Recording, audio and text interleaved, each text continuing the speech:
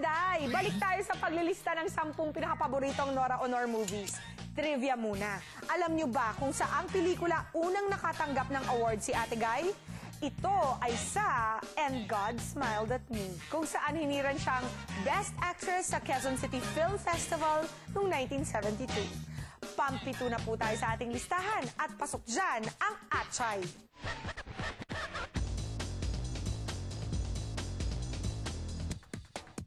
Maupo muna kayo dito.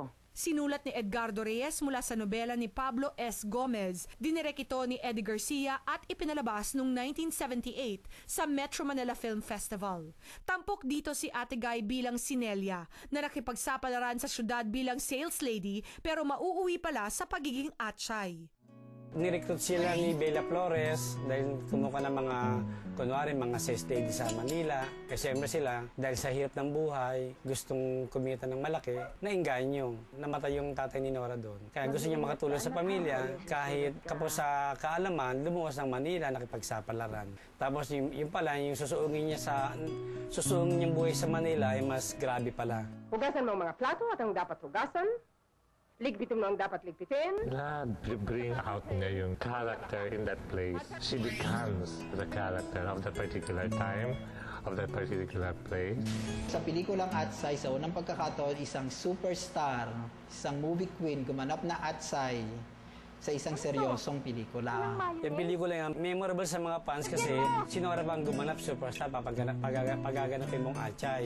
Sino nga naman ang mag-aakalang ang dating inaapi at nililibak na muchacha ay pwede rin palang maging bida sa pelikula?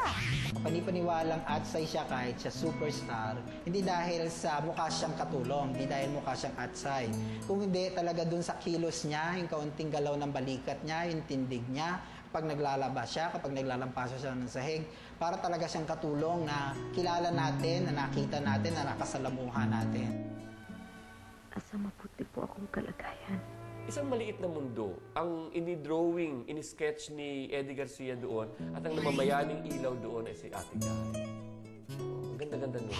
Nung taong yon sa MMFF, di umano'y gustong maging gender-sensitive ng mga hurado, kaya't isa lang ang acting award na iginawad nila, ang Best Performer Award na nasungkit ni Ate Guy over Ate V's Rubia Servios. Yung best performer na yon, ibig sabihin nun, 4 na awards yun. Best Actress, Best Actor, Supporting Actor, Supporting Actress. Napaka-quiet at ang galing ni Eddie Garcia as a director. Bilang na bilang ko yun at hindi yun mawawalan kung hindi pinakialaman. At ikaw lang ang ibang tao rito. Hindi po talaga ako. Ano-ano naman kaya ang pinaka-hindi malilimutang eksena sa Atchay? Yung sinipa siya ni Armida Sigion Reyna at nakunan siya. Yung tinali siya nung isa pang character actress, si Angie Ferro. Tinali-tali siya.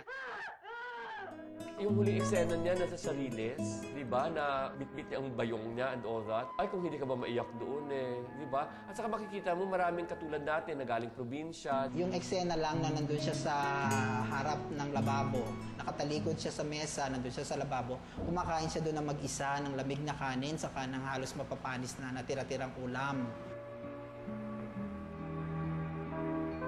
I think it's a little masterpiece of Eddie Garcia. And that was all because of the acting of Nora Honor. A masterpiece in underplayed acting. Next entry na po tayo at ang dating Atchay, DH naman ngayon. Pasok sa number 6 ang The Floor Contemplation Story na ipinalabas noong 1995.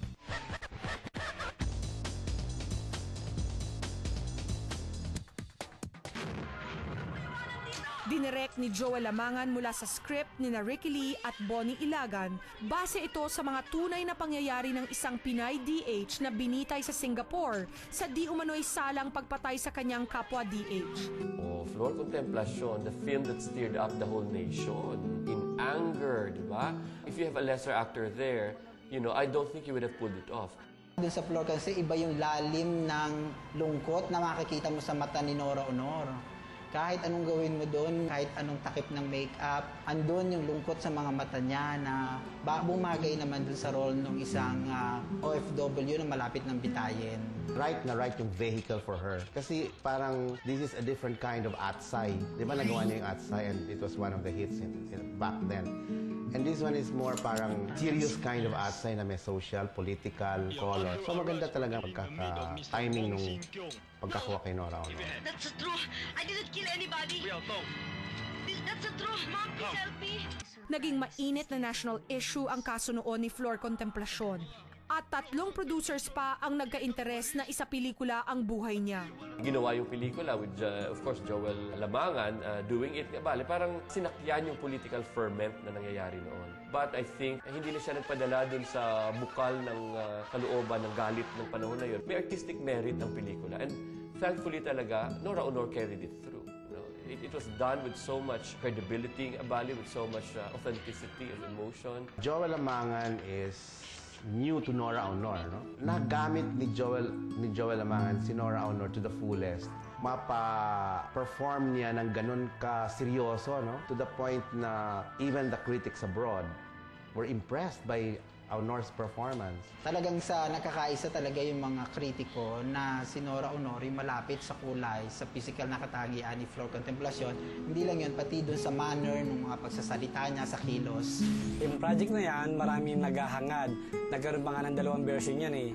Pero ang tumanim sa isipan ng tao yung ginampanan ni Nora Honor. Para bang Nora Honor equals Flor Contemplasyon, di ba? Hinakot ni Ate Guy ang lahat ng acting awards ng taong yon at may International Best Actress Award pa siya sa Cairo. Magandang ehemplo yan ng isang actress na goes beyond the material. Kahit na medyo hindi polished yung writing niya, pag si Nora Honor kasi ang gumawa, kalimutan mo na yung writing. Nora Honor will do whatever she had to do for the movie. At ano naman ang pinaka-memorable na eksena sa pelikula? Parang nagkakaisa naman ang ating mga panelistas dito eh. Nung nagkita-kita sila ng mga anak nila doon sa prison sa Singapore. Mga anak. Pero hindi man lang niya mahawakan yung mga anak dahil may nakapagitan na salamin. So kinapalang niya yung palad sa salamin ng kanyang mga anak. Di ba napaka-highly dramatic na eksena niya na hindi makakalimutan yon, di ba, sa salamin. That was a very powerful acting piece for Nora, no? Chay, pasok sa number 7 at the Flor Contemplasyon story, pasok naman sa number 6. Malapit na po tayo sa top 5 ng ating listahan. Kaya huwag na kayo maglipat sa ibang stasyon dahil that's a lot of nonsense.